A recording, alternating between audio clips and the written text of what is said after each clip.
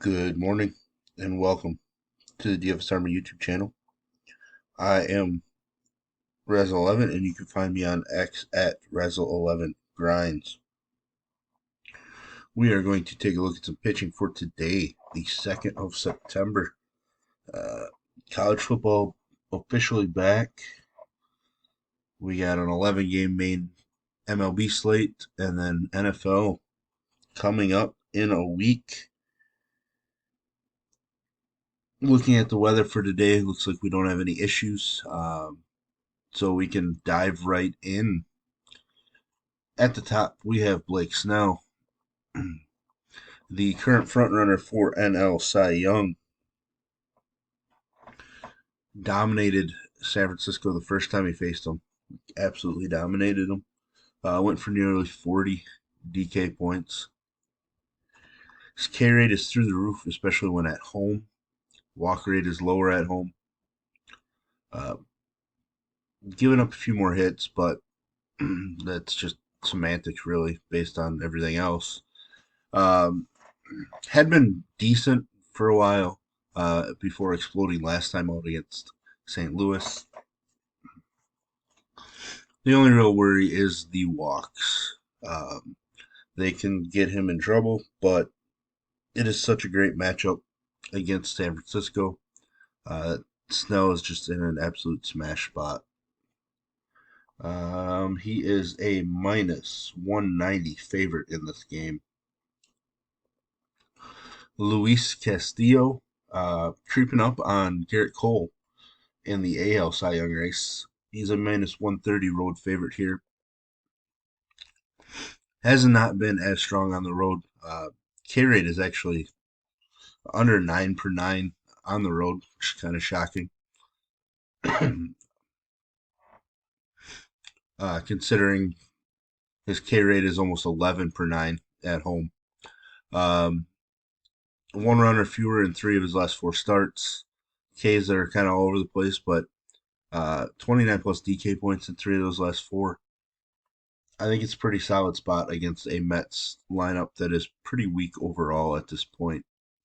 Uh, the Mets obviously a little more dangerous lineup than San Francisco at this point in the season, but I think both guys are super viable. I'll lean Snell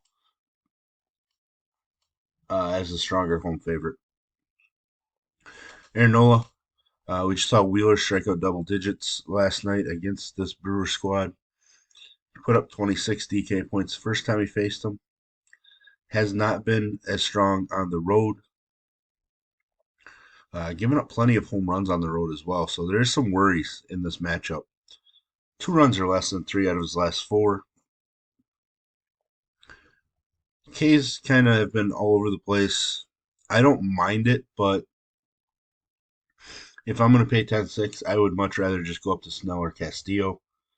Philly is a minus 135 favorite. Game total of 9. Jordan Montgomery against the Twins. Coming off of a rough start against this Twins team.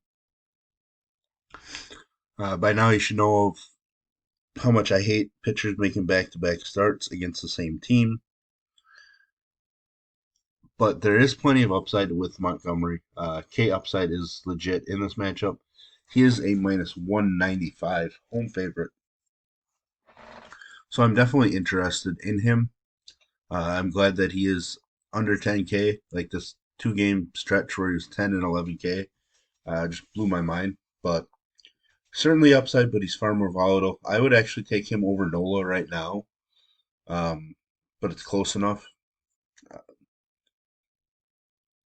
But when it comes to making my pool, I actually might end up removing Nola later, depending on what we find down below him in price point. Kyle Bradish, this guy's been pretty impressive this year. He's a minus 145 road favorite. Not as strong on the road. Those K numbers are better on the road. Two runs or less in 4 straight starts. 7 plus Ks in 3 straight, and 4 of his last 5. I really like him. Arizona's super hit or miss. Uh, they definitely go cold at times. And if I remember correctly, thought Bradish was slightly more reverse splits, which is why I kind of like him. He gives up more home run power to right-handed hitters. Um, Lefties do perform a little bit better overall, um, but they do have a higher K rate against him. Uh, so I kind of like the matchup for Bradish. 9,400 is getting a little steep, but I'm intrigued by the upside. Hunter Brown against the Yankees was solid against them earlier. Uh, hasn't been as strong at home, but he's not allowing home runs at home either. So uh, I am interested, just because same reason I was on Verlander last night, which obviously did not work out. The Yankees are going to roll out a bunch of young guys, kind of playing the what do we have for the future. Uh, a couple of those young guys really performed last night, but it's still a plus matchup, and I assume the Astros are, yeah, they're minus 190 home favorite here. I think there's going to be people afraid to go to Hunter Brown. I am going to use him. Uh, I don't play the results oriented game. Verlander was in such a great spot last night and he just crapped the bed. It happens. We move on. Kyle Harrison, impressive rookie for the Giants, coming off of just an elite performance against Cincinnati. Um, there's upside in the matchup, but I just don't think he's going to strike out 11 in this one. Uh, San Diego does have a couple guys that really love hitting left-handed pitching, but Harrison is intriguing. The price point just skyrocketed though, so I have a feeling he's going to be overlooked a little bit. But I definitely like this trio here. To be honest, I like six of the top seven price wise, so it is going to be interesting making my pitcher pool as the day goes on. Bryce Elder against the Dodgers did shut them down in Atlanta. Has been far worse on the road, even though his home run rate is lower on the road. He's just not striking guys out. I'm gonna pass on Elder. I'm just not, just like last night with Freed. I I took the L on Freed and that's fine. I take stands with my pool and it happens and we move on. But I'm just not gonna do it with Elder either. I will admit that Freed definitely had more upside than Elder does in this matchup, but uh, no thank you. Mike Clevenger. Um,